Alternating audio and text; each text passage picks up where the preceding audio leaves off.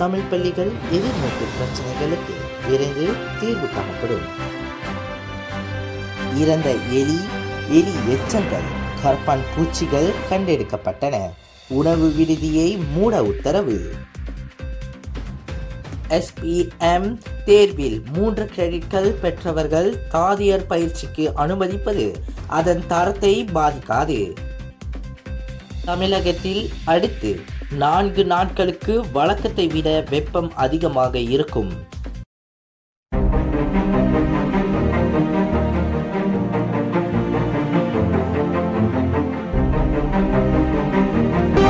வணக்கம்.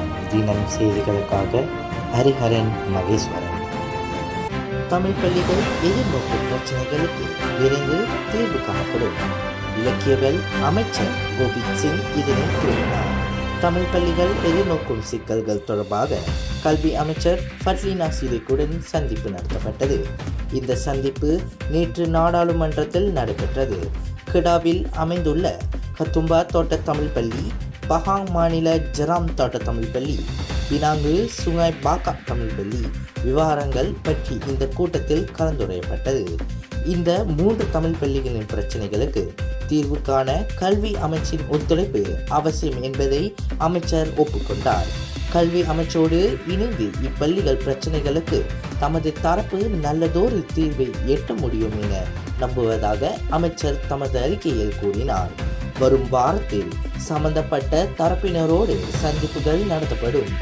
தற்போது சவால்களை எதிர்நோக்கும் மேற்கண்ட தமிழ் பள்ளிகள் சமூகமான தீர்வை எட்டவும் தமிழ் பள்ளிகளின் மேம்பாட்டுக்காக ஒதுக்கப்பட்ட நிதி விரைவில் சென்றடையும் தாம் தகுந்த நடவடிக்கையை மேற்கொண்டிருப்பதாக அமைச்சர் தமது அறிக்கையில் உறுதியாக கூறினார். இறந்த எலி எச்சங்கள், கரப்பான் பூச்சிகள் கண்டெடுக்கப்பட்டதை தொடர்ந்து பினாங்கில் உணவு விடுதி 14 நாட்கள் மூடப்பட்டது. பினாங்கு மாநகர் மன்றம் ஒரு அறிக்கையில் வாயிலாக இதனை தெரிவித்தது. புலாவ் தீகுஸில் உள்ள உணவு விடுதியில் அதிகாரிகள் சோதனை மேற்கொண்டனர். அப்போது எலி இறந்து கிடக்க காணப்பட்டது. அதே வேளையில் எலி எச்சங்கள், கரப்பான் பூச்சிகள் தடயங்கள் கண்டெடுக்கப்பட்டுள்ளது. குறிப்பாக அங்கு வாடகைக்கு எடுக்கப்பட்ட ஒரு கடை துர்நாற்றத்துடன் பாழடைந்த நிலையில் இருப்பதையும் அதிகாரிகள் கண்டறிந்தனர். இதன் அடிப்படையில் சம்பந்தப்பட்ட உணவு விடுதியை அடுத்த 14 நாட்கள் மூட அதிகாரிகள் உத்தரவிட்டனர்.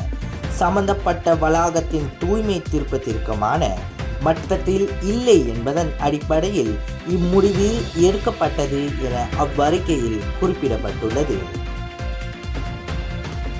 SPM தேர்வில் 3 கிரெடிட்கள் பெற்றவர்கள் தாதியர் பயிற்சிக்கு அனுமதிப்பது அதன் தரத்தை பாதிக்காது.